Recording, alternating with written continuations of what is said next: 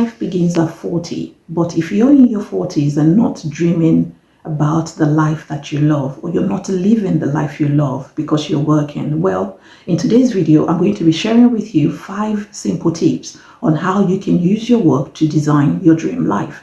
I know in our 40s, we're constantly working and we're burdened with a lot of responsibilities. It's that awkward decade really in everybody's life. Hi, my name is Hannah, I'm 42, and on this channel I create content that will help motivate, inspire people in my age group, people in my generation to dream big, live a fulfilling life, work smart, and document their journey on that way, but with the hope of making money so that we can all retire in a much fulfilling and live a much fulfilling life. Anyway, now that I've stumbled over that, let's get right into the key strategies. The first thing is that you're going to turn your skills into a side hustle. And I know a lot of people have spoken about this. Please stop watching those videos that will tell you you can get rich quick by doing this, by watching videos on YouTube, by copying and pasting Google News. They don't work, really. If it did work, people will be shouting from the rooftops about it. But nobody is doing that. And you'll find that those videos are making so much money. So let's do this more sustainable and practical way. Turn your skills into side hustle. If you work in admin, try and find consultancy job. Go for freelancing. If you're a nurse, then try and see how you can share your services outside of work. Probably share them on platforms like this. If you're a good writer, then why not start writing on Twitter, on Threads, on Instagram, on Facebook, wherever it is that you can share your written content. You want to start leveraging your experience, your expertise in order to start a business that will make you money. That way, you're able to rely less on your income, and we're going to get there. The second thing you want to do is you want to go to work and negotiate flexibility. If you happen to live in the UK, you do have a day one right to flexibility. You can go back and ask your company for flexibility. And flexibility, what it looks like for me, would definitely look different for you. If you're a father, you're a husband, you're a wife, you're a mother, or you're a daughter, you're a son, you've got caring responsibilities for other people. You want to be able to manage your time, and it doesn't have to cost you a lot of money. Let me share this with you. Did you know you can go down from 5 days to 4 days, work the same hours as somebody who works 5 days and do yours in 4 days? Yes, you can work the same 30 hours or 36 hours in the 4 days if the organization does permit it, if it will fit in with your role.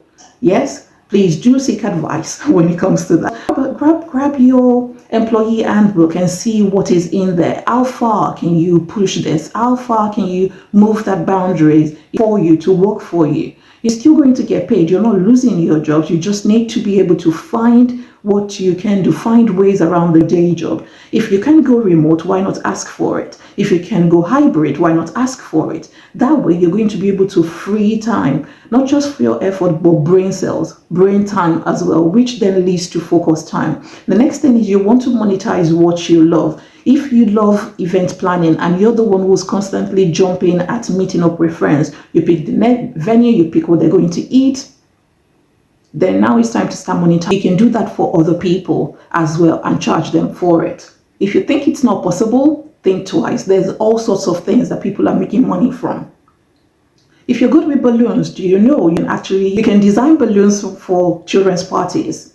If that is your thing, it's all still part of monetizing something that you love, something you enjoy. If you're an artist and you paint during your free time, you may want to start putting those paintings on Etsy, on eBay. It doesn't matter how much they bring you, it's the fact that you engage in the process of monetizing that skill. You engage in the process of monetizing that hobby of yours or what it is that you love, because if you love it, you will continue to do it. Therefore, it becomes a sustainable action, and you're less likely to fall off the bandwagon when it comes to that.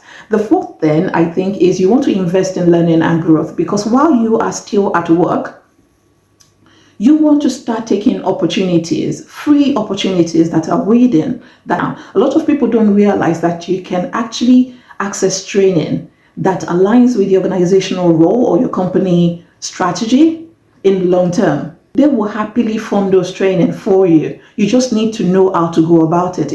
In most cases, it won't even cost them so much money, depending on what sector that you're working in, right? So if you're able to take online courses, definitely do that. If you can network, if you can gain skills that align with your own dream life, your own aspirations, you want to start doing that, because learning something new is bound to open doors for you. And those are going to lead to more fulfilling and profitable opportunities for you in the long term.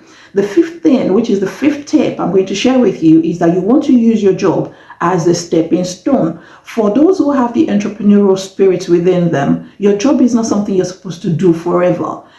Anyway, the economy is now not smiling, so there is no job for life anymore, which means you have to be ready to pivot at any point in time. But that's besides the point, because instead of seeing your job as a dead end, as somewhere you cannot move past it or move beyond a certain ceiling, you want to start to use it to fund your transition to your next chapter. A lot of people in their 40s tend not to think about retirement, and before we know it, we get into our 50s, you start to get tired. That job that you love going to, you will start to resent it bit by bit, because you will hate waking up in the morning, you will hate being managed by somebody.